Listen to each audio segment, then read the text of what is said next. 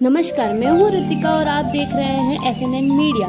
संभाग की ताज़ा खबरों के लिए हमारा चैनल सब्सक्राइब नहीं किया है तो आज ही इसे सब्सक्राइब कर लें और बेल आइकन जरूर दबाएं। चलिए अब चलते हैं कुछ आज की खबरों पर।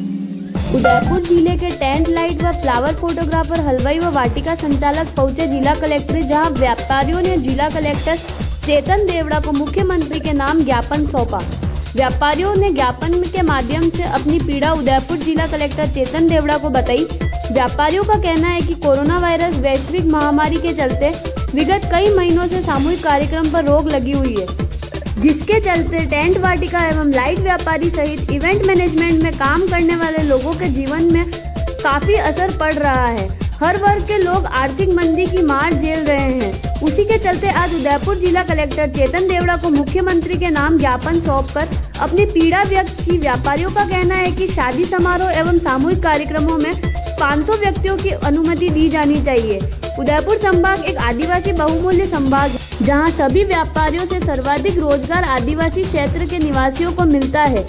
इस अनलॉकडाउन की जारी गाइडलाइन में मेट्रो, धार्मिक स्थल, वायुसेना, रेल सेना को भी छूट दी जा रही है, जिसके चलते अब आगामी अनलॉकडाउन में जारी होने वाली गाइडलाइन में शादी समारोह एवं सामूहिक कार्यक्रम में 500 व्यक्तियों से अधिक व्यक्तियों की आयोजन में छूट देने की अनुमति की मांग व्यापारी द्वारा की गई।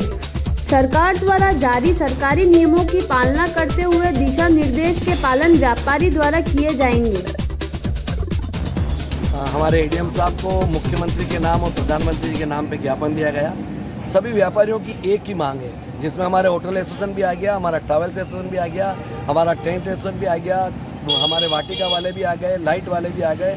सबों की एक ही मांग है कि जो लॉकडाउन के निमित्त व्यापारियों के ऊपर मार पड़ी है और अब जो नवंबर दिसंबर के अंदर शादी ब्याह होने वाले हैं, उसमें सरकार ने 50 और 100 व्यक्तियों की पाबंदी रखी है। हमारा ऐसा निवेदन है व्यापारियों का कि बहुत शांति से विचार कर इसकी संख्या बढ़ाई जाए। ये बात सत्य है कि देश के अंदर महामारी, वैश्विक महामारी फैल रही है पूरे राजस्थान के अंदर और पूरे देश के अंदर, लेकिन इसका ये कारण नहीं हुआ कि हम 50 व्यक्तियों से शादी करेंगे तो उससे कोई बीमारी नहीं फैलेगी। बीमारी तो हम अगर 500 व्यक्तियों से करेंगे तो भी फैलेगी। तो हमारी सरकार से यही मांग है कि इस पर सहानुभूति पर विचार करके कम से कम 500 से 1000 व्यक्तियों की छूट दी जाए, जिससे कि शादी ब्याह भी आराम से तरीके से हो सके और नियमों के तहत हो। ये थी हमारी मांग। ठीक है, धन्यवाद। बताइए कि किन मांगों को लेके आए हैं? देवनारायण धावई, किराया व्यवसायी संघर्ष समिति का मुख्य संयोजक हूँ।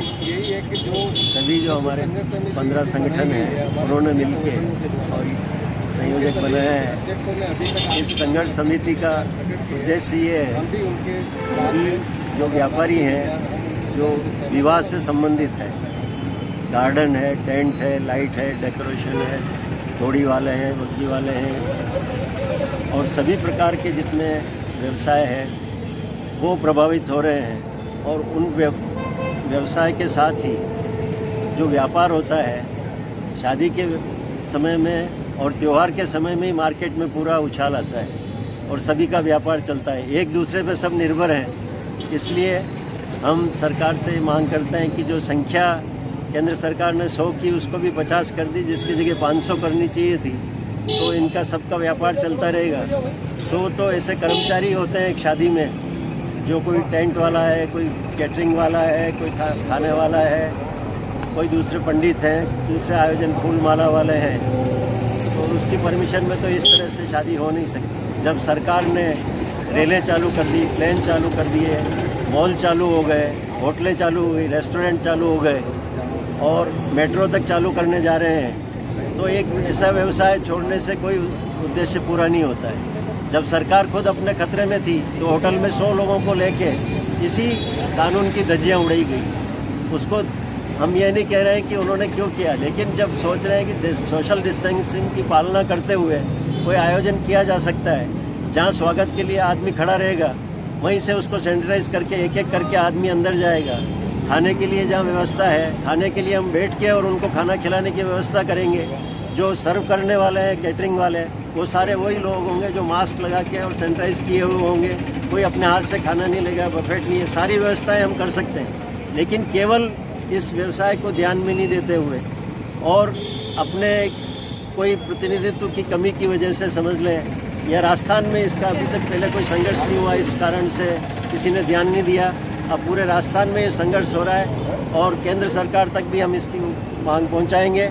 अभी जो बिजली बढ़ाई है गहलोत सरकार ने, बिजली के कारण सभी व्यवसायी, पूरा हमारा चैम्बर्स परेशान है। अगर इस तरह से बिजली अगर वापस बढ़ी हुई दरें वापस नहीं लगी तो चैम्बर की तरफ से भी मैं ये कहता हूँ कि आपको विरोध करेंगे, हम कोई बिल नहीं जमा कराएंगे।